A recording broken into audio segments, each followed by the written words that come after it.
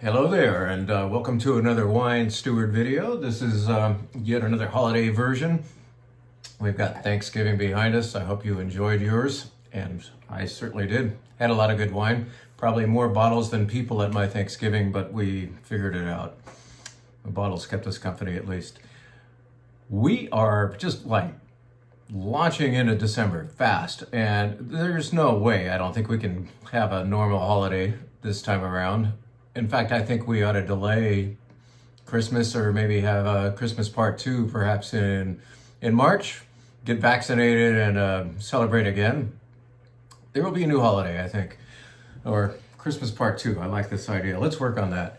In the meantime, let's figure out a way to enjoy our typical holiday as typically as possible. One thing that remains the same is the Wine Steward is still finding a really wonderful product, wine and otherwise, and this store is now stocked to the gills with beautiful wine down there. We are in inventory trouble, just anticipating that you will still come in or order online through thewinesteward.com in order to get your holiday wine pleasure.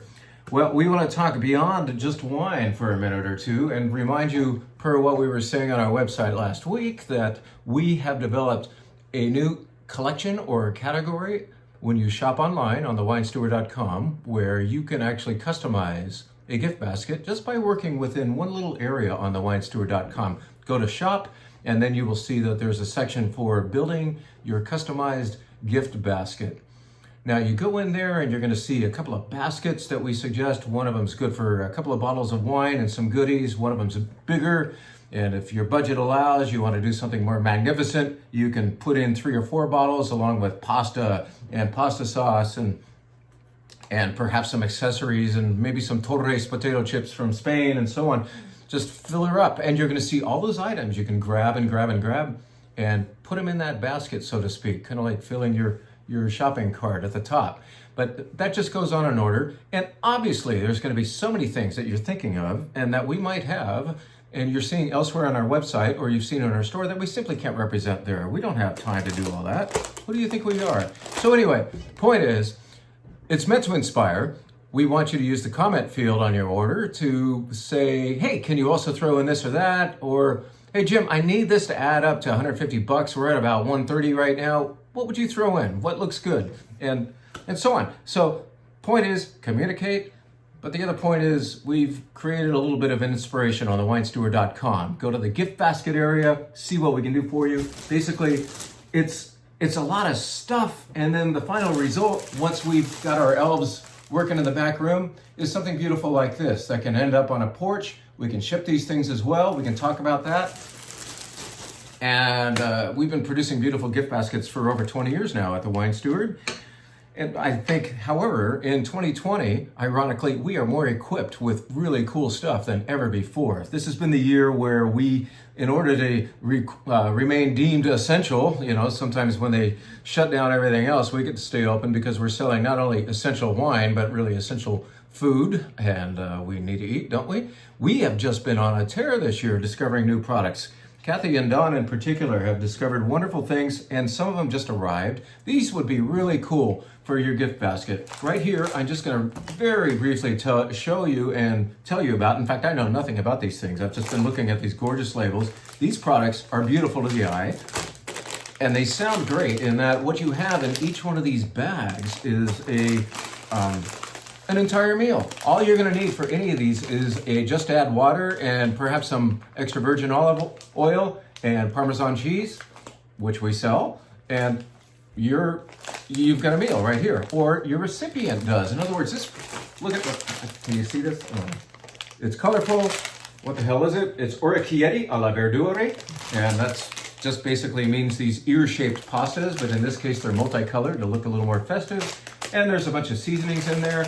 And apparently these are really easy to cook up and don't require any additional ingredients, except, like I said, water and extra virgin olive oil. So we have at least 4 of these gizmos down there. We're going to have them on our website very briefly. By the time you're seeing this video, hopefully we'll have them posted. So you'll be able to pull them into the gift basket that you would like us to create for you. Hey, here's another thing. It's not even here yet, but hopefully it comes within a day or two. But we just hooked up with a hazelnut farm in Oregon.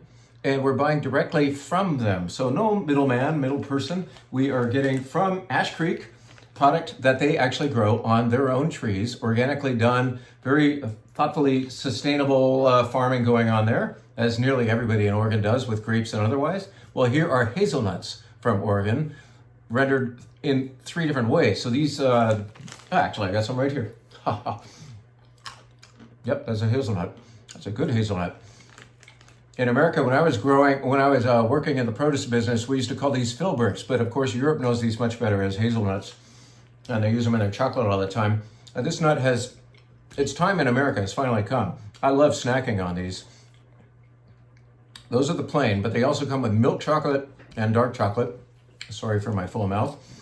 And they'll be here within a day or so. So it's another, like, you know, it looks nice. It's wonderful packaging. The product I can vouch for. It's good stuff. Wash it down with a nice Grenache. It's good stuff. Wow. You never know what you can find around here.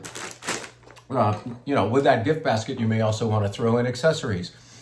If you are willing to come into the store with a mask on, you will see that we have just brought in all kinds of beautiful things. Things that aren't wine, that aren't food. There's, well, just like, you're obviously going to see all kinds of really cool looking cheese knives. So why don't you put cheese in your basket? And we'll talk about perishability. Some cheeses can handle the trip, or just like, if you're handing it to somebody that day, then you can use any of our cheeses, and soft and otherwise.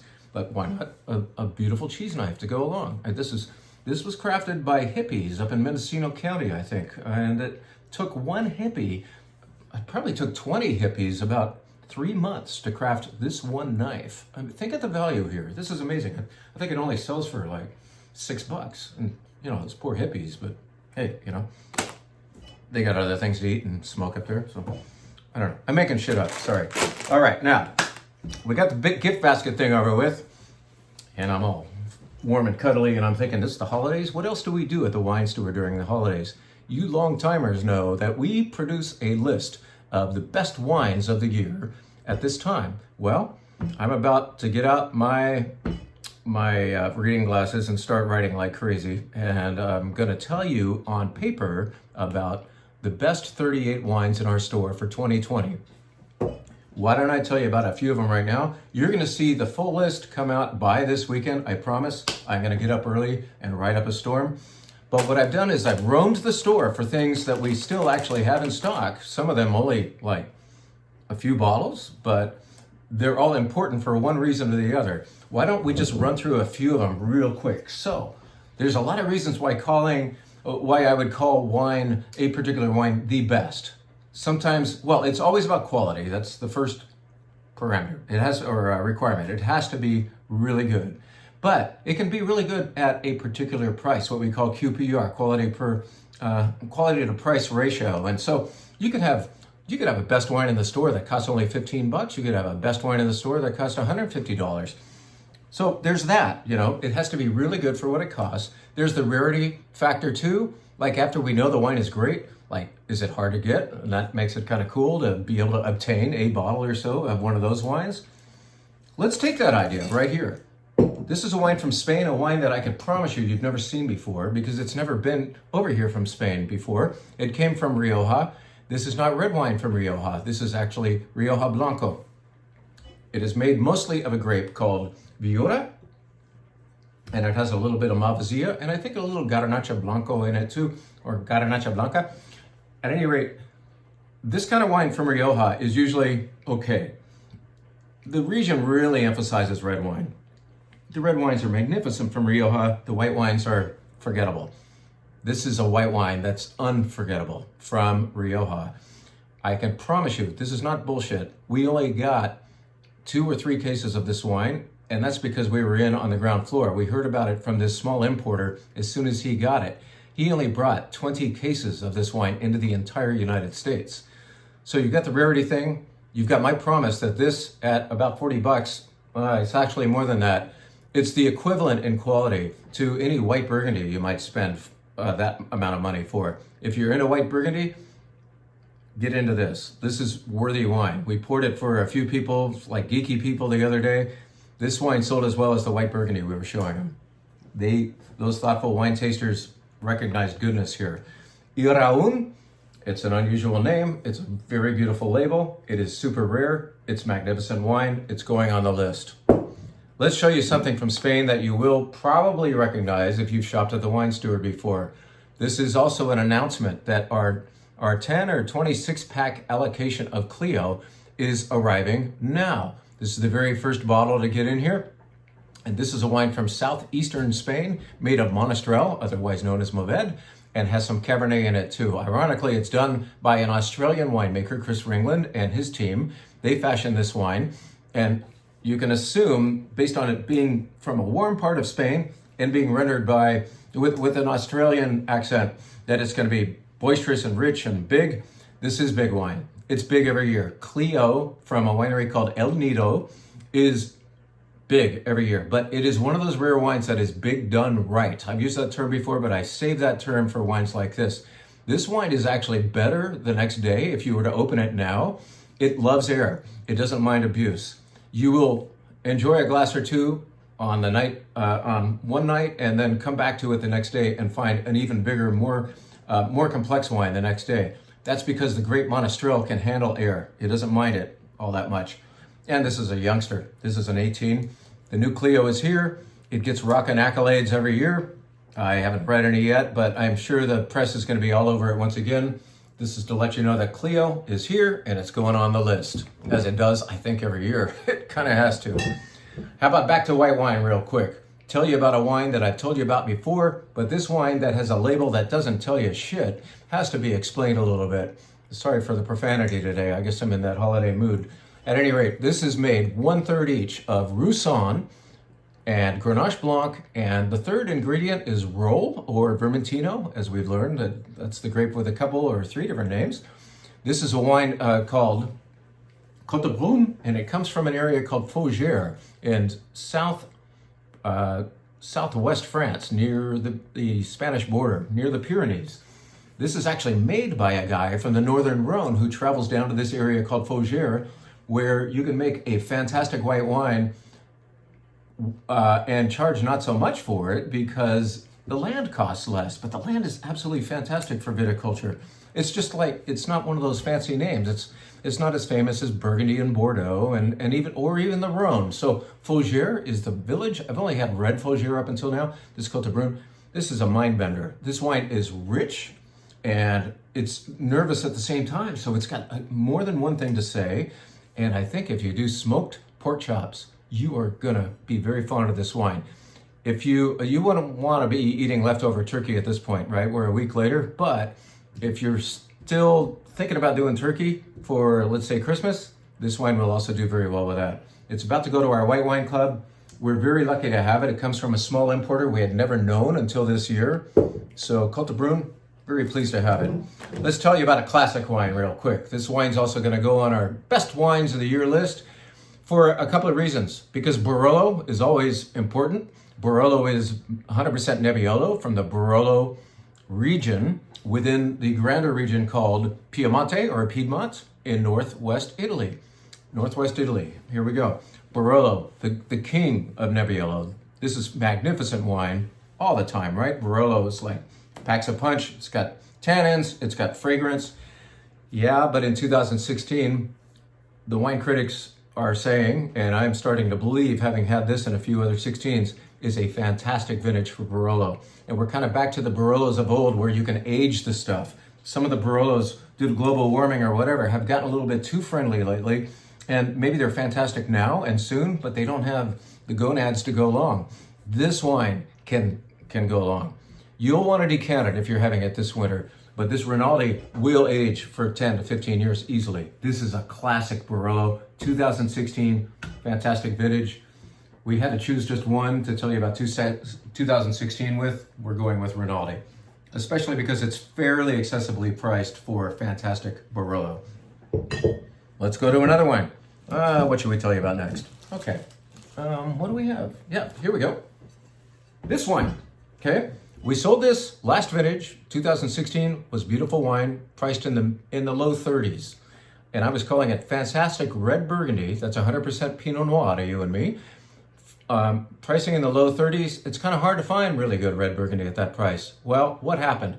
This year has sucked for its smoke, for its COVID, for its racial tensions, and how we just are coming to grip with how we treat people this year or ever. And there's just so much that we've had to think about and get ourselves acquainted with, that the whole idea of the French or foreign wines being affected by tariffs is like totally forgotten. But the fact is, a wine that cost low 30s last year now has to cost high 30s this year, and yet it's still really good wine. So the tariff thing, it's another nightmare. We're trying to get over it. We hope we will. We hope that gets resolved. But in the meantime, know that I still consider this red Burgundy one vintage up, 2017 now, by Michel Gay. It's a Choury Le Bon Rouge. It's 100% Pinot Noir. I had it when I first brought it in about 3 months ago, and very nervous and tight and structured. I had it again last night. I took a bottle home. It is blooming. It is still structured. It is still a little bit nervous. And what that tells me, this nice restraint that it has, is that it will age wonderfully. You can have this wine 8 years from now, but it is now starting to say things even now. It said it last night, I can promise you. 100% Pinot Noir, really beautiful red Burgundy, ageable, and it's under 40 bucks. I highly recommend it. It's going on the list. Let's finalize by telling you about two Cabernets, all right? We do sell Cabernet at the Wine Steward. All that freaky foreign stuff, let's get that out of the way and tell you that I'm choosing this wine from Sparkman, which we've talked about before, because I intend with this list that we're writing to reach out to everybody and at nearly every price point. It's not just about what mood you're in, what variety you're into, what style you like, but like how much is in your wallet today. So at 30 bucks, which isn't cheap necessarily, but it's not over the top. This wine is like $50 worth of wine by some estimations. This is from Washington State. It's made by a producer called Sparkman, a small producer up there. This has density and darkness and the comfort of rich fruit. It has good tannins, but they are manageable tannins. You could drink this wine now. You can drink it for the next 5 years. Screw that. Drink it now. This is $30 cab, acting like $45 or $50 wine if you were to get it from the Napa Valley. And I'm just so pleased to have this. I hope that supplies will hold out through the holidays. It's going on the list because it's accessibly priced, because it should make a lot of Cabernet people happy and surprised by its value. Sparkman Holler Cabernet. Here is a value from the Napa Valley. We taste a lot of wines, so we can find you the really good ones for the really good prices. This is called Cufflinks, only 200 cases made. It uses fruit. It says Napa Valley on there because it's actually using Atlas Peak fruit up in the hills or mountains above the Napa Valley, and then Rutherford fruit down on the valley floor. So you get mountain, you get valley coming together into this really beautiful wine that when you drink this wine, and you do drink it, you will sip and say, where is this? This is kind of subtle. And then you're halfway through a glass and you're saying, oh, I'm getting into you. And then by glass number one being done, you realize this is a wine that's not trying to be as loud or dark and noisy as even this wine that costs $10 less. This at $40 is classy stuff. I was about to be profane again, but I'll hold back. This Cufflinks, you won't see it anywhere else. 200 cases made. An old friend of ours has it made for him and is now back in the wine business. It's good to see Hunter back in the game. And I can't tell you how nice it is to actually sit on a couch and drink this wine and realize gradually, slowly but surely, that I have beautiful wine in my glass. And then the glass is empty. So fortunately, there's another bottle waiting. At any rate, Cufflinks is also going on the list. We're going to be talking about, I think, 38 or 39 wines on that list. You'll be seeing it published, but we want to get you in the mood and just let you know that's coming. These will be going on the website. Most of these will. It depends on quantities available. On our website, thewinesteward.com, and yet another collection or category called Best Wines of 2020. Look for that there. You can buy them off of there, or you can come in and get them. I think if we're talking about really low quantities, you better send me an email so we reserve you some. Like this Iraun, this white Rioja. I think we have 18 more bottles, and then that's it. Like the US got 20 cases, right? Lucky us. Thanks for watching. Happy holidays. Stay warm. I know how.